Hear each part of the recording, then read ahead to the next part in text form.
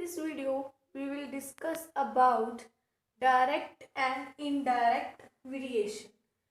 So, firstly, we will discuss about variation. What do you mean by variation? The mean of vary is change. Clear? The mean of vary is change. The word vary means change. Today we will do direct and indirect variation. Firstly, we will do variation. What is the meaning of variation? Firstly, the mean of vary word, that is change. So, if the value of two quantities depend on each other such a way that an increase or decrease in one quantity cause an increase or decrease in the quantity of other, means to say, जब हमारे पास कोई एक हमारे पास कोई thing है, quantity है, ठीक है, जब उसमें कोई इंक्रीमेंट लगता है, दैट मीन्स कुछ इंक्रीज होता है, तो अदर थिंग भी है जो इंक्रीज होती है. क्लियर? अगर वो डिक्रीज होती है तो दूसरे वाले की क्वांटिटी भी हमारे पास क्या हो जाती है, डिक्रीज हो जाती है. देन जो these two quantities known as variation. Clear?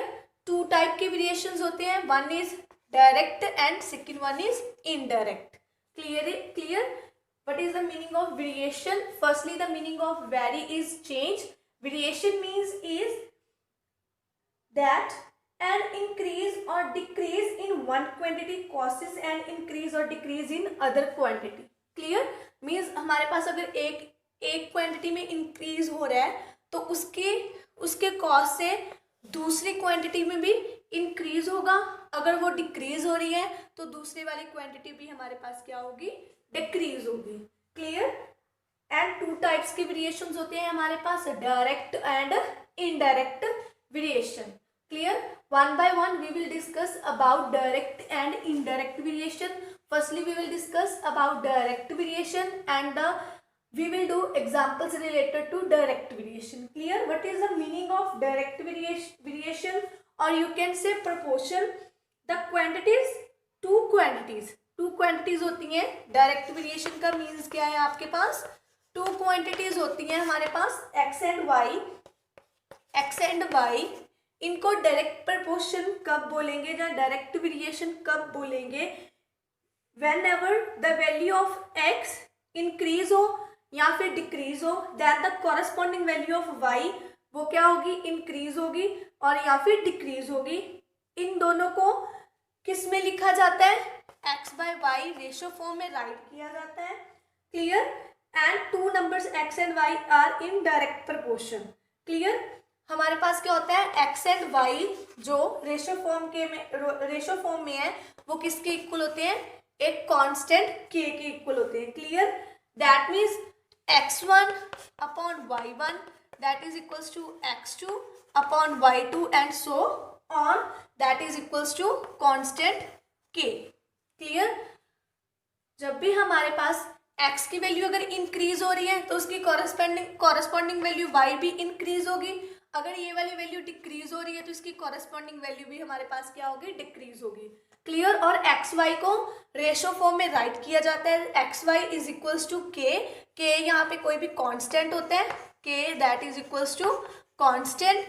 And आप दैट मीन्स इसको आप क्या राइट कर सकते हो कि x1 अपॉन y1 जो भी हमारे पास ऐसे वैल्यूज आएंगी एंड सो ऑन किसके इक्वल होंगी, सारी वैल्यूज के इक्वल. क्लियर? एंड जो एक्स वाई रेशो फॉर्म है हमारी हमेशा क्या होती है, पॉजिटिव होती है. y इंक्रीज होगी जब x इंक्रीज होगा, y डिक्रीज होगी जब आपका x डिक्रीज होगा. क्लियर? आगे इनके जैसे एग्जांपल्स करेंगे, क्वेश्चंस करेंगे, देन आपको क्लियर हो जाएंगे questions. Clear? And method also, what is the meaning of direct variation and what is the meaning of indirect variation. But direct variation क्या होता है, जब आपके पास कोई एक क्वांटिटी इंक्रीज हो रही है तो उसकी कॉरेस्पॉन्डिंग जो क्वांटिटी है वो भी इंक्रीज होगी. अगर आपके पास एक क्वांटिटी डिक्रीज हो रही है तो उसकी कॉरेस्पॉन्डिंग जो अदर क्वांटिटी है वो भी आपके पास क्या होगी, डिक्रीज होगी. और इसको रेशो फॉर्म में राइट किया जाता है x बाय y और एक कांस्टेंट के इक्वल राइट किया जाता है, such that x by y1 is equals to x2 y2 that and this is equals to so on is equals to the constant k. Clear? Now we will do the examples related to direct variation. हाँ जी, you have given here if x and y are directly proportional, अगर x and y directly proportional हैं, then find the value of x1, x2, y1, y2 in the table. Here you have given a table. These are the values of x and these are the value of y, and we have to find the value of x1, x2, y1, y2. Clear? And you have given x and y are directly proportional. So how to solve it? Firstly, according to the definition of directly proportional, we have these all things are equal. Clear? These all values are equal. ये सारी की सारी values आपस में equal होंगी, and इनको हम कैसे राइट करेंगे? How to write? 14/18, 4/18, 6/y1, x1/36, 14/y2, that is equals to x2 upon 81. Clear? All the values are equal. Now we will compare firstly these two values. Here we will find the value of y1. इन दोनों values को comparison करके हम यहाँ से क्या निकालेंगे? y1 की value निकालेंगे. देन हम इन दोनों को कंपेयर करेंगे, देन इन दोनों को कंपेयर करेंगे और लास्ट पे इन दोनों को कंपेयर करेंगे. क्लियर? कंपैरिजन करके ये वैल्यू हमारे पास प्रॉपरली है, इनको इक्वल रख के इसके इक्वल राइट करके इन सारी वैल्यूज को हम यहाँ से क्या निकालेंगे? x1, y1, y2, x2. Clear? Now how to solve it? Now here we will take 4/18 is equals to 6/y1. Firstly we will take this value. Now इनको क्रॉस मल्टीप्लाई कर दो. How to cross multiply these values? 4 को आप y1 से multiply करोगे, 18 को आप 6 से मल्टीप्लाई करोगे. 4 multiply y1 that is equals to 8 multiply 16. Clear?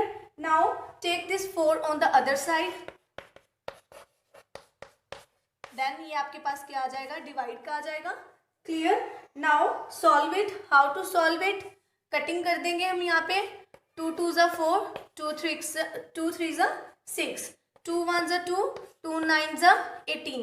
Now 9 multiply 3 that is equals to 27. The value of y1 that is equals to 27.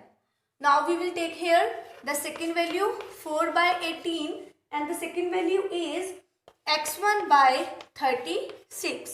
Cross multiply कर दो यहाँ पे आप इनको. 4 multiply 36, x1 multiply that is equals to x1 multiply 18. Clear? Both are equal रख लोगे आप दोनों को.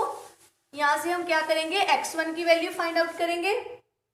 सो 4 multiply 36 एज इट इज. इस साइड आप x1 रख लेना और 18 को आप अपोजिट साइड लेके आओगे. 18 1 ज़ा 18, 18 2 ज़ा 36. Now 4 multiply 8 that 4 multiply 2 that is equals to 8. The value of x1 that is equals to 8. Clear? Now we will find here the value of y2. 4/18 that is equals to 14/y2. Clear? Here we will find the value of y2. y2 की value आप यहाँ पे find out करोगे. How we will find? 4 को multiply कर दो y2 से and multiply 18 with 14. Clear? So y2 as it is रह जाएगा और आप ये 4 को अपोजिट साइड ले जाओगे. कटिंग करेंगे यहाँ पे आप. 7 2 ज़ा 14, 2 2 ज़ा 4, 2 1 ज़ा 2, 2 9 ज़ा 18. Now 9 multiply 7 that is equals to 63. The value of y2 is equals to 63. Clear? Now we will find the next value. Now we will find the value of x2. Multiply 4 with 81 and multiply x2 with the 18. Clear? Now 4 multiply 81 upon 18 that is equals to x2. Clear? 4 2 2 ज़ा 4, 2 9 ज़ा 18, 9 1 ज़ा 9, 9 9 ज़ा 81. Now 9 multiply 2 that is equals to 18. The value of x2 that is equals to 18. Clear? These are the values of y1, x1, y2, x2. x1 6 हमें given थी x की value and y1 की value आपने क्या find की है 27. Clear. And the value of y is given to you 36 and आपने x1 की वैल्यू क्या फाइंड की है दैट इज 8. क्लियर. हम दोबारा वो जो हमारा बॉक्स था हम उसे दोबारा बना के वैल्यूज को फाइंड आउट करके राइट करते हैं. This is the table. आप देखोगे जैसे जैसे आपकी x की वैल्यू इंक्रीज हो रही है वैसे वैसे ही आपकी y की वैल्यू भी क्या हो रही है इंक्रीज हो रही है. तो आप क्या बोलोगे कि एक्स वाई जो है वो आपके क्या है डायरेक्टली प्रोपोर्शनल. वैसे तो आपको ऑलरेडी क्वेश्चन में गिवन था बट आप ऐसे बोल भी सकते हो कि ये हमारे पास क्या है directly proportional.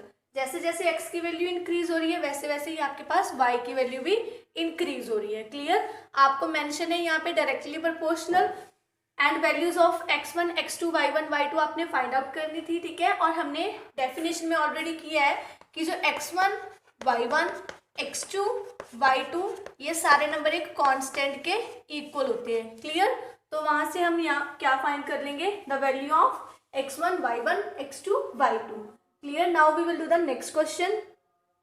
Next question is a pile of 6 identical books weighs 600 gram. 6 books का weight कितना आपको given है 600 gram. How many books weighs 2 1/2 kg? कितने बुक्स का वेट 2 1/2 kg होगा. क्लियर. यहाँ पे वेट आपको ग्राम में दिया हुआ है यहाँ पे आपको वेट kg में दिया हुआ है और आपको किस में गिवन है ये मिक्स्ड फ्रैक्शन में. फर्स्टली हम इस वेट को किस में कन्वर्ट करेंगे इन ग्राम एंड जो मिक्स्ड फ्रैक्शन है उसको हम किस में चेंज करेंगे इम्प्रॉपर में. एंड जो हमें बुक्स हमने फाइंड करनी है नंबर ऑफ बुक्स हमने फाइंड करनी है उसको हम क्या लेट कर लेंगे that is equals to x. Clear. So let the number of books that is equals to x and you have given here 2 1/2 kg. Clear. So convert firstly mixed fraction into improper. You will get here 5/2 kg. Now convert this kg into gram और किससे multiply करेंगे हम इसे 1000 से. 5/2 multiply 1000 ग्राम क्योंकि 1 kg में हमारे पास 1000 ग्राम होते हैं तो 5/2 kg में हमारे पास कितने ग्राम होंगे 5/2 multiply 1000 gram. When we cut here this with 2 1 2 यहाँ पे आपके पास क्या आएगा 500. तो 500 को 5 से जब आप मल्टीप्लाई करोगे तो कितना आ जाएगा आपके पास 2500 ग्राम. क्लियर. नंबर ऑफ बुक्स को हमने क्या लेट किया है x और इसको कन्वर्ट करके हमने ग्राम में चेंज कर लिया तो ये हमारे पास कितना आ गया 2500 gram. Now 6 books weight is 600 gram and x books का वेट हमारे पास कितना है 2500 ग्राम. हमने फाइंड क्या करना है x बुक्स को हमने फाइंड आउट करना है. क्लियर. अब हमारे पास जो नंबर ऑफ बुक्स है एंड वेट दिया हुआ है हमारे पास डायरेक्टली प्रोपोर्शनल है वेरी कर रहे हैं डायरेक्टली. तो हमारे पास वैल्यूज क्या आएंगी x/6 that is equals to 2500 upon 600. When we cross multiply this you will get here x multiply 600 that is equals to 2500 multiply 6. The value of x is 2500 multiply 6 upon 600. Zeros cancel with 0. 6 1s are 6, 6 1s are 6 and here you will get the number of books that is equals to 25. So the value of x is equals to 25. 6 books थी हमारे पास तो हमारा wait कितना था 600 ग्राम. अगर आपके wait में increase हुआ है दैट मीन्स आपके बुक्स में भी इंक्रीज होगा डायरेक्टली प्रोपोर्शनल करेंगे वो. क्लियर. 25 बुक्स हैं तो उनका वेट कितना हो गया 2500 ग्राम. डायरेक्टली प्रोपोर्शनल हमारे पास आ गया. क्लियर. अगर डायरेक्टली प्रोपोर्शनल की डेफिनेशन के अकॉर्डिंग अगर x इंक्रीज हो रहा है तो y भी इंक्रीज होगा. अगर x डिक्रीज हो रहा है तो y भी डिक्रीज होगा. Clear. And x upon y हमारे पास हमेशा क्या होता है पॉजिटिव होता है. क्लियर. तो ऐसे आपने इनको प्रोपोर्शनल फॉर्म में राइट करके फाइंड आउट कर लेना है. अगर आपकी बुक्स का वेट 600 ग्राम है और बुक्स आपने फाइंड करनी है और उनका वेट आपको गिवन है वेट इंक्रीज हो रहा था देन आपका जो बुक्स है, बुक्स नंबर है, वो भी इंक्रीज होगा। क्लियर? तो वो क्या वेरी कर रहे हैं? डायरेक्टली वेरी कर रहे हैं यहाँ पे। Clear? Now we will discuss about indirect variation. Next we will discuss about indirect variation और इनवर्स वेरिएशन। क्लियर? इसमें आपको क्या दिया जाता है? टू क्वांटिटीज हैं सेम आपके पास x एंड y। इन दोनों को इनडायरेक्ट वेरिएशन या फिर इनवर्स वेरिएशन कब बोलेंगे? When ever the value of x increase, x की वैल्यू है जो आपके पास इंक्रीज होगी और y की वैल्यू कॉरेस्पॉन्डिंग वैल्यू क्या होगी? डिक्रीज होगी। एंड अगर आपकी x की वैल्यू डिक्रीज हो रही है तो आपकी y की वैल्यू क्या होगी? इंक्रीज होगी। मीन्स इसमें इनवर्स होगा, उल्टा होगा। अगर आपके x इंक्रीज हो रहा है देन y डिक्रीज होगा, अगर x डिक्रीज हो रहा है तो y इंक्रीज होगा। क्लियर? तो इसे हम क्या बोलते हैं? Indirect variation. और x एंड y जो है वेरी करते हैं इनवर्सली और इनवर्सली एंड किसी कांस्टेंट k के इक्वल होते हैं। तो इसको कैसे राइट करते हैं? x1 y1 x2 y2 and so on is equals to constant k। Clear? Indirect variation और इनवर्स वेरिएशन में क्या होता है? अगर आपका x इंक्रीज हो रहा है तो आपकी y डिक्रीज होगी, अगर आपका x डिक्रीज हो रहा है तो आपकी y इंक्रीज होगी। क्लियर? नेक्स्ट हम एग्जांपल डिस्कस करते हैं। In this question you have given if x and y are inversely find the value of x1 y1 and x2। Here you have given table of the values. Clear? How to solve it? इसे कैसे solve करोगे? According to definition हमारे पास क्या होता है? xy that is equals to any constant k. Clear? Now we will write it like that. 5 multiply 15, this is equals to x1 multiply 10, this is equals to x2 multiply 25, this is equals to 30 multiply y1. So according to definition we will write it like this. जैसे हमने starting में direct variation वाला question किया था उसके जैसे ही हम इनको इक्वल रख के यहाँ से आप क्या फाइंड कर लोगे? वैल्यूज फाइंड आउट कर लोगे। फर्स्टली हम यहाँ से इन दोनों को इक्वल रख के क्या करेंगे? वैल्यू फाइंड करेंगे x1 की। 5 multiply 15 that is equals to x1 multiply 10। तो हमारे पास 10 जो है वो इस साइड आ जाएगा डाउन साइड एंड वहाँ पे क्या रह जाएगा आपके पास? x1। Now when we multiply this 5 with 15 you will get here 75 upon 10 and जब हम इसको 0 को रिमूव करेंगे तो आपके पास क्या आ जाएगा? ऊपर नंबर में डेसिमल। तो x1 की वैल्यू आपके पास क्या आ गई? That is equals to 7.5। Now we will find the value of x2। 5 multiply 15 divide by 25 and when we multiply this 5 with 15 you will get here 75 upon 25 and when we will cut them we will get here the value of x2 is equals to 3. The value of x2 that is equals to 3 and the value of x1 that is equals to 7.5. 25 ones are 25, 25 3s are 75. Clear? So the value of x2 that is equals to 3. Clear? And the value of x1 that is equals to 7.5. Now we have to find the value of y1. So how we will find? 5 multiply 15 that is equals to 30 multiply y1. So 5 multiply 15 upon 30 that is equals to y1. When we solve these values you will get here the value of y1 is equals to 2.5. Clear? Now here I am writing these values in the table, then you will get the point. Now इस box में आप देखो जब आपके पास x 5 है तो y की value increase हो रही है, x डिक्रीज हो रहा है तो y की वैल्यू इंक्रीज हो रही है। क्लियर? मतलब कि जब आपके पास x 5 है तो y की वैल्यू 15 है और जब आपके पास x की वैल्यू इंक्रीज होकर 7.5 आ रही है तो y की वैल्यू क्या हो रही है? डिक्रीज। और जब आपके पास x की वैल्यू डिक्रीज हो रही है तो y की वैल्यू क्या हो रही है? आपके पास इंक्रीज। मीन्स जब आपके पास कोई वैल्यू इंक्रीज होगी x की तो y की वैल्यू डिक्रीज होगी, अगर x की वैल्यू डिक्रीज हो रही है तो y की वैल्यू आपके पास क्या होगी? इंक्रीज होगी। तो इनको हम क्या बोलेंगे कि ये किस फॉर्म में है? इनवर्सली प्रोपोर्शनल और इनडायरेक्टली प्रोपोर्शनल और variation. Clear? Now we will do the next question related to inverse variation, how to solve that. ठीक है? आपने अभी तक वेरिएशन की डेफिनेशन की है। वेरिएशन आपके पास क्या था कि वेरी का मीन्स क्या होता है, चेंज, है ना। मीन्स टू से कि जब आपके पास x की वैल्यू इंक्रीज हो रही है तो y की वैल्यू भी इंक्रीज होगी, अगर x की वैल्यू डिक्रीज हो रही है तो y की वैल्यू भी आपके पास डिक्रीज होगी। और टू टाइप्स के हमारे पास क्या होते हैं, वेरिएशंस होते हैं, डायरेक्ट और इनडायरेक्ट। डायरेक्ट में अगर आपकी x की वैल्यू इंक्रीज हो रही है तो आपकी y की वैल्यू भी इंक्रीज होगी, अगर आपकी x की वैल्यू डिक्रीज हो रही है तो आपकी y की वैल्यू भी क्या होगी, डिक्रीज होगी। बट इनवर्स वेरिएशन में क्या होता है, इनवर्स होता है, उल्टा होता है। अगर आपकी x की वैल्यू बढ़ रही है मींस इंक्रीज हो रही है तो आपकी y की वैल्यू क्या होगी, डिक्रीज। अगर आपकी x की वैल्यू डिक्रीज हो रही है तो आपकी y की वैल्यू क्या होगी, increase. Clear. Now we will do the next question related to inverse variation. Now you have given if 64 people can do some work in 48 days, how many people will do it in 16 days.